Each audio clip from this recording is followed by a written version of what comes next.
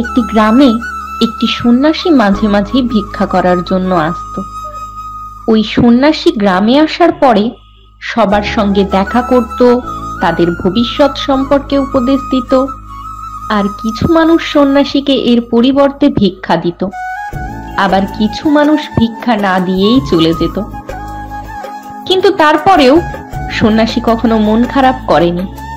এছাড়াও যদি কখনো কেউ সন্ন্যাসীকে নিয়ে খিল্লি করত অথবা অপমানজনক কোনো কথা বলতো, ওই সন্ন্যাসী কেবল হেসে এটাই বলতো যে এটা হলো তার ইচ্ছে। যে এই সমস্ত কথা বলেছে সে তার নিজের চিন্তা থেকেই এই সমস্ত কথা বলেছে, আর হয়তো সে ঠিক ওই রকমই।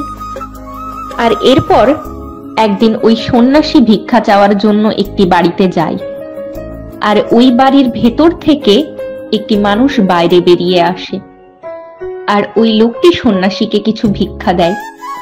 তারপর সন্ন্যাসী ওই লোকটিকে বলে, তোমরা সব সময় খুশিতে থেকো এবং ভালো থেকো।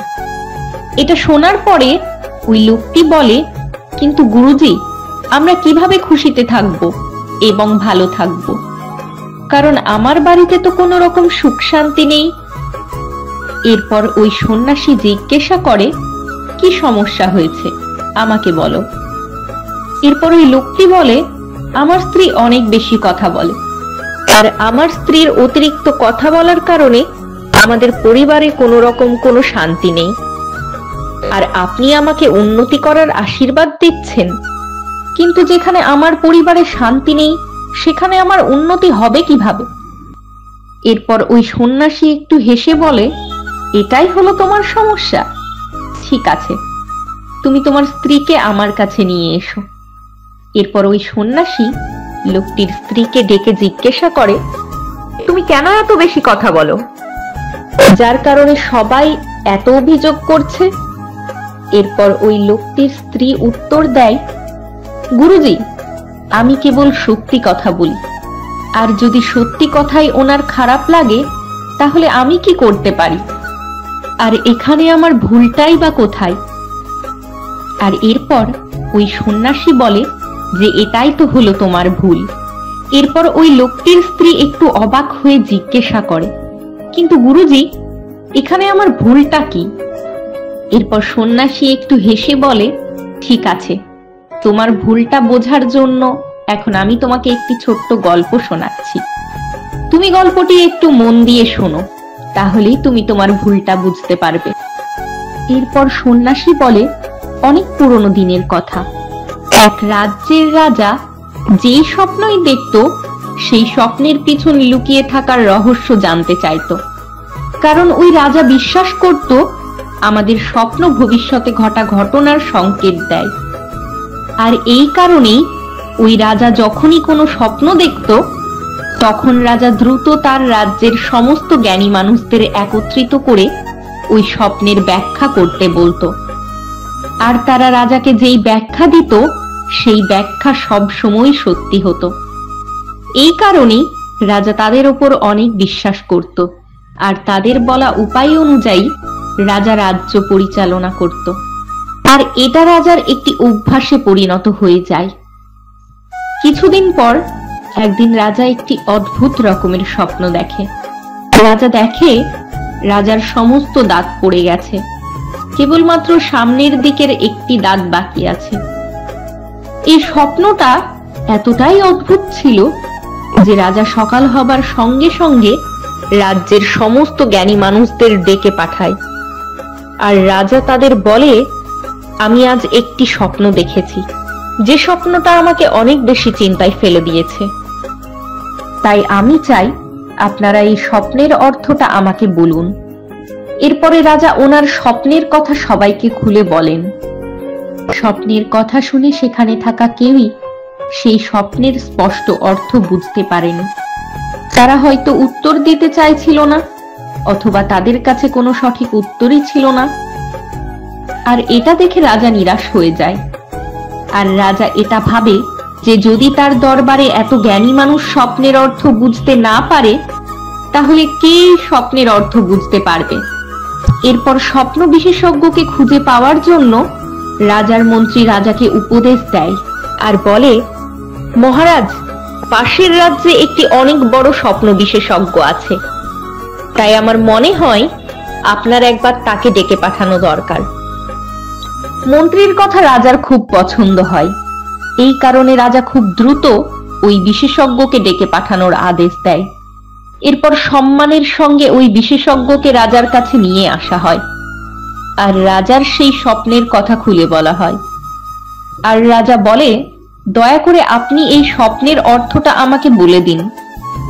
এরপর ওই স্বপ্ন বিশেষজ্ঞ কিছুক্ষণ চিন্তা ভাবনা করার পর গম্ভীরভাবে রাজাকে বলে, মহারাজ, এটা হলো খুবই গুরুত্বপূর্ণ একটি স্বপ্ন, আর এই স্বপ্নের অর্থ হলো আপনার পরিবারের সমস্ত সদস্য আপনার আগেই মারা যাবে, কেবলমাত্র আপনিই বেঁচে থাকবেন। এই কথা শুনে রাজা খুব রেগে যায় আর চিৎকার করে বলে, তুমি এটা কি ধরনের কথা বলছো? তোমাকে এই স্বপ্নের ব্যাখ্যা করার জন্য ডাকাই আমার সবথেকে বড় ভুল হয়েছে। এরপর রাজা তার সৈন্যদেরকে আদেশ দেয় এই স্বপ্ন বিশেষজ্ঞকে দ্রুত কারাগারে নিক্ষেপ করার জন্য। যদিও সেখানে থাকা অন্য জ্ঞানী মানুষগুলো রাজাকে বোঝানোর চেষ্টা করে যে উনি তাকে কেবলমাত্র স্বপ্নের ব্যাখ্যা করার চেষ্টা করেছেন, কিন্তু রাজা কারোর কথা শুনতেই রাজি হননি। স্বপ্ন বিশেষজ্ঞকে কারাগারে বন্দি করার পরেও রাজার রাগ কমছিল না। আর এরপর রাজা তার মন্ত্রীকে ডেকে পাঠায় আর আদেশ দেয়, সমস্ত রাজ্যে এটি ঘোষণা করে দাও যে আমার এই স্বপ্নের ব্যাখ্যা দিতে পারবে তাকে আমার পক্ষ থেকে অনেক বড় উপহার দেওয়া হবে। এরপর মন্ত্রী রাজার আদেশ অনুযায়ী সমগ্র রাজ্যে ঘোষণা করে দেয় রাজার এই স্বপ্নের কথা। এরপর অনেক মানুষ নিজের ব্যাখ্যা নিয়ে রাজার কাছে আসে, কিন্তু কেউ রাজাকে সন্তুষ্ট করতে পারেনি। রাজা প্রতিটা মানুষের উত্তর শুনে নিরাশ হয়ে যায়। আর এরপর একদিন রাজমহলে একটি খুব সাধারণ ছেলে আসে, কিন্তু তার চোখে মুখে আত্মবিশ্বাস দেখা যাচ্ছিল। ওই ছেলেটি যখনই রাজমহলে প্রবেশ করে, রাজা ওই ছেলেটিকে ডেকে জিজ্ঞাসা করে, তুমি কে? তুমি কি আমার স্বপ্নের অর্থ বলতে পারবে? তখন ওই যুবক ছেলেটি মাথা নিচু করে রাজাকে বলে, মহারাজ, আমি আপনার স্বপ্নের অর্থ বলার জন্যই এসেছি। এরপর রাজা কৌতূহলের সঙ্গে ওই ছেলেটিকে জিজ্ঞাসা করে, বলো, এমনটা আমি কেন দেখলাম? তখন ওই যুবক রাজাকে বলে যে, মহারাজ, আপনার এই স্বপ্নটা অনেক বেশি শুভ।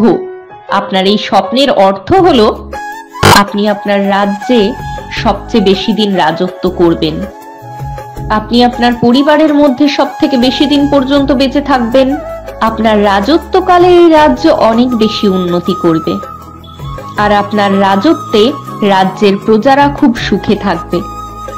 আপনার এই দীর্ঘ জীবন এবং আপনার এই সুন্দর রাজত্ব, এটা আমাদের মতো প্রজার জন্য খুব খুশির। রাজা এই কথা শুনে খুব খুশি হয়ে যায়। এরপর রাজা বলে, তোমার কথা আমার মন জয় করে নিয়েছে। তুমি যা বললে সেটা শুনে আমি সন্তুষ্ট হয়ে গেছি। এরপর রাজা তার মন্ত্রীদের আদেশ দেয় যে এই যুবককে বড় উপহার দেওয়ার। এই যুবক যা কিছু চাইবে তাকে যেন সেই সব কিছু দেওয়া হয়। এরপর যুবক রাজাকে ধন্যবাদ জানিয়ে খুশি হয়ে পুরস্কার নিয়ে রাজমহল থেকে ফিরে আসে। আর যখন যুবক রাজপ্রাসাদ থেকে বাইরে বেরিয়ে আসছিল, তখন যুবক সেই স্বপ্ন বিশেষজ্ঞকে দেখতে পায়, যাকে রাজা জেলে বন্দি করে রেখেছে। এরপর ওই স্বপ্ন বিশেষজ্ঞ ওই যুবক ছেলেটিকে ডাকে আর বলে, তুমি এমন কি বলেছ যেটা শুনে রাজা তোমাকে এত বেশি উপহার দিয়েছে? তখন ওই যুবকটি একটু হাসে আর বলে, আমি রাজাকে সেটাই বলেছি যেটা আপনি রাজাকে বলতে চেয়েছিলেন, কেবলমাত্র আমি আলাদা শব্দ ব্যবহার করে কথাগুলো বলেছি। এরপর স্বপ্ন বিশেষজ্ঞ অবাক হয়ে জিজ্ঞাসা করে, তুমি এটা কি বলছো? আমি তো রাজাকে এটাই বলেছিলাম যে আপনার পরিবারের সমস্ত সদস্য আপনার আগেই মারা যাবে আর আপনি শুধু বেঁচে থাকবেন। তখন যুবক ছেলেটি বলে, আপনি স্বপ্নের অর্থ ঠিকই বলেছেন, কিন্তু আপনি সেটা নেগেটিভ ভাবে বলেছেন। আপনি রাজাকে বলেছেন তার পরিবারের লোকজন তার আগেই মারা যাবে, যে কথাটা সত্য হবার পরেও রাজার শুনতে খারাপ লেগেছে। কিন্তু সেই কথাটাকেই আমি পজিটিভ ভাবে বলেছি, যে আপনি আপনার পরিবারের মধ্যে সবথেকে বেশি দিন বেঁচে থাকবেন আর আপনি দীর্ঘদিন ধরে রাজত্ব করতে পারবেন। এখানে পার্থক্য হলো কেবলমাত্র কথার। আর এটাই হলো কারণ আজ এই উপহারটা আমি পেয়েছি।